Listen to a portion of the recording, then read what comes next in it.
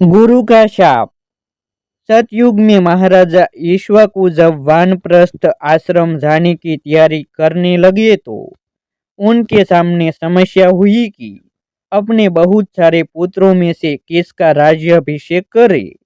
उनका पुत्र दंड बड़ा अविनयी था, उदंड तथा आचार विचारहीन था। प्रजा की रक्षा तथा कुल की मर्यादा का उसे अपने भोग विलास के आगे ध्यान ही नहीं रहता।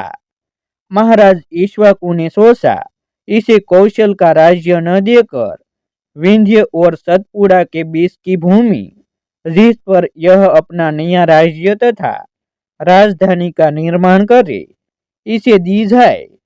महाराजा ने वैसा ही किया। सुंदर राजधानी का निर्माण कर दंड को वहां का राजा बना दिया।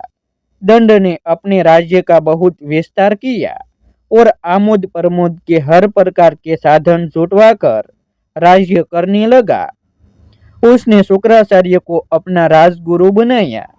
शुक्राचार्य ने अपने कुशल राजनीति से दंड के राज्य को सुरक्षित तथा समृद्धिशाली बना दिया। दंड निश्चित होकर राजसुख भोगता रहा। एक दिन वह गुरु शुक्राचार्य के आश्रम की ओर गया।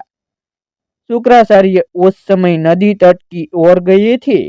उनकी कन्या अर्जा आश्रम में थी। आश्रम के सुरम्य शांत वातावरण में गुरुपुत्री युवती अर्जा को एकांत में पाकर उसका मन विचलित हो गया। सारी मान मर्यादा तथा पद प्रतिष्ठा को भूलकर उसने अर्जा से प्रणय निवेदन किया। अर्जा ने कहा, राजन, मेरा स्पर्श मत करे। मैं पिता के अधीन उनकी कन्या हूँ। मेरे पिता तुम्हारे गुरु है। उनका क्रोध तुम्हें विपत्ति में डाल सकता है। इसीलिए यदि मुझे चाहते हो तो पहले मेरे पिता से धर्म संपत्ति आज्ञा लो। दंड पर अर्जा के उस निवेदन का कुछ प्रभाव न पड़ा। वह राजमद में विवेकहीन हो गया। कुछ देर बाद जब शुक्राचार्य वापस आए तो दंड जा चुका था। पुत्री अर्जा को दुखी और रोते हुए देखा तो शुक्राचार्य ने उसके दुख का कारण पूछा। अर्जा ने कोई उत्तर न दिया। वह रोती ही रही। इतने में एक आश्रमवासी शिष्य ने कहा, गुरुदेव, मैं समाधि के लिए लकड़ियां लेकर जब आया तो महाराजा दंड आश्रम से बाहर जा रहे थे। शुक्राचार्य को समझते देर न लगी कि अवश्य ही दंड ने उनकी पुत्री से अशिष्ट व्यवहार किया होगा। इसलिए अब यही उचित है कि ऐसे अविवेकी राजा के राज्य में नहीं रहना चाहिए। उन्होंने समस्त आश्रमवासियों को आज्ञा दी कि यह राज्य अब धर्म क्षेत्र नहीं रह गया है। इसलिए यहाँ से सब लोग अन्य क्षेत्र चले चलो। इस दुर्बुद्धि और दुरात्मा राजा के विनाश का समय आ गया है। उसने दहकती हुई अग्नि ज्वाला को गले लगाने का प्रयास किया है। इसे अपने कर्मों का फल भोगना ही होगा।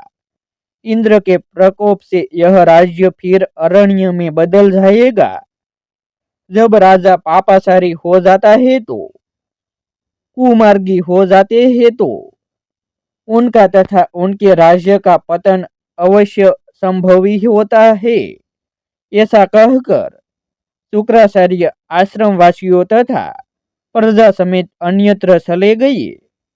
बाद में इंद्र के प्रकोप से भयंकर आंधी धूल तथा आतप ताप के प्राकृतिक प्रकोप से वह सुंदर राज्य राजधानी अरण्य में बदल गया।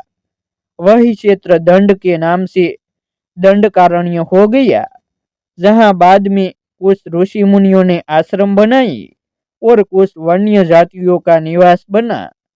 त्रेता युग में राम दंडकारण्य आए थे। ऐसे ही नए नए वीडियो देखने के लिए हमारी यूट्यूब चैनल सब्सक्राइब करें और वीडियो को लाइक करें।